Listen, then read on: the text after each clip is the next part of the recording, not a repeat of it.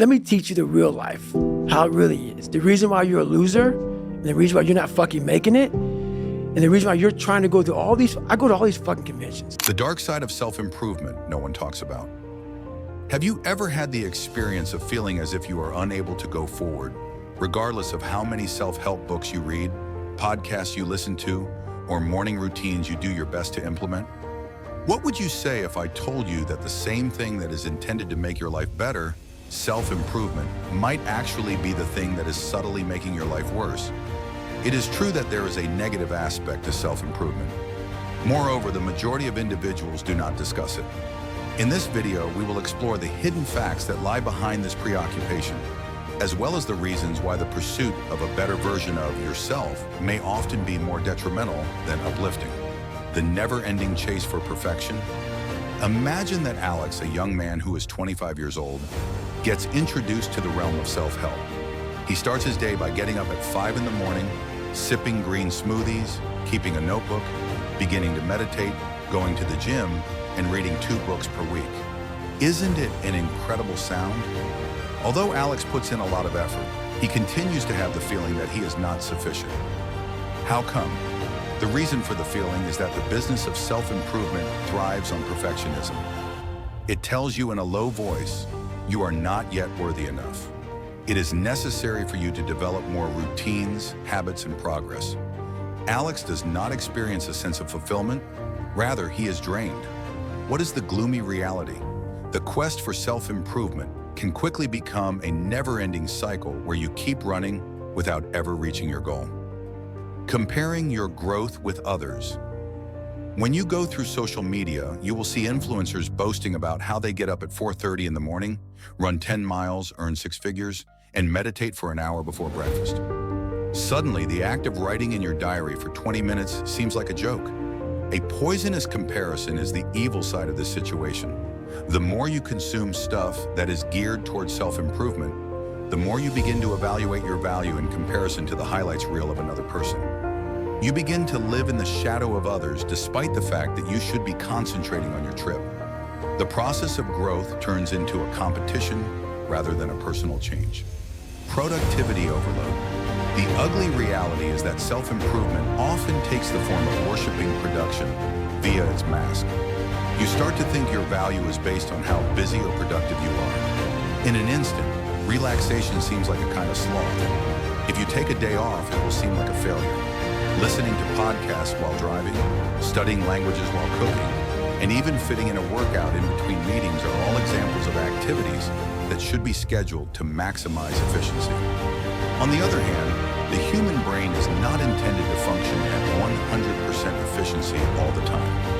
When you're not performing well, the focus on productivity can cause fatigue, anxiety, and guilt. The pursuit of self-improvement, rather than granting freedom, places you in a different form of confinement. Identity crisis.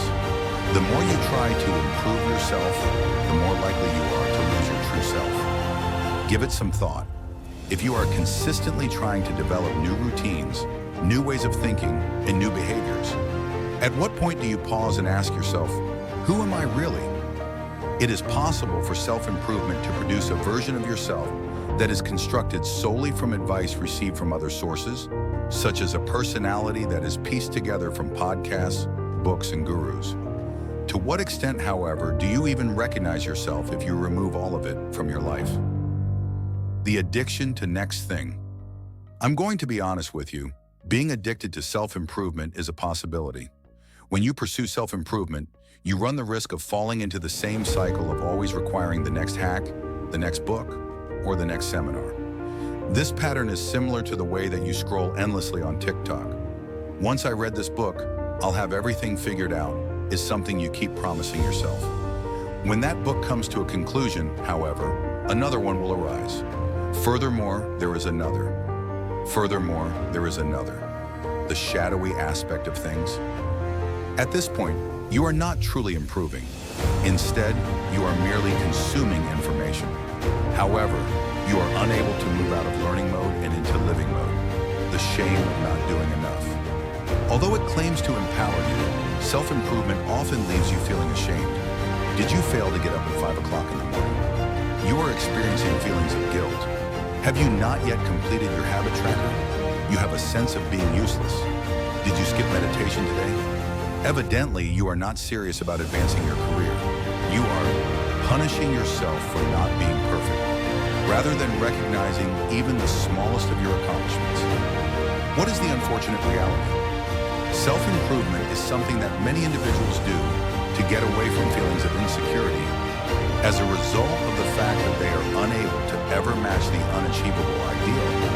They end up feeling even more uneasy. The industry that profits from your insecurities.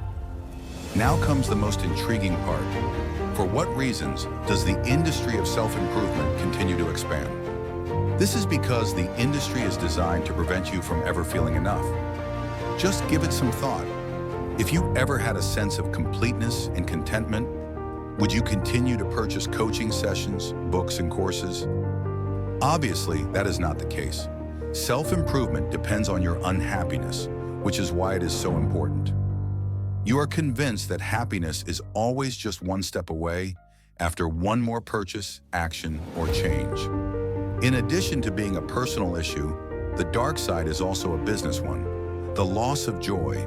Have you ever read books for the sole purpose of having enjoyment rather than in order to learn faster? Or when you went for a stroll with the sole purpose of unwinding rather than to achieve your 10,000-step goal?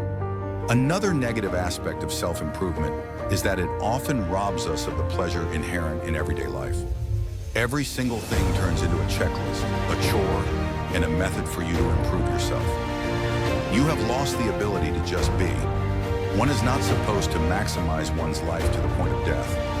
Rather, life is meant to be experienced, the illusion of control. Last but not least, here is the most perilous trap. Self-improvement promotes the notion that you can control everything, including your feelings, your achievements, and even your destiny if you simply strive diligently enough.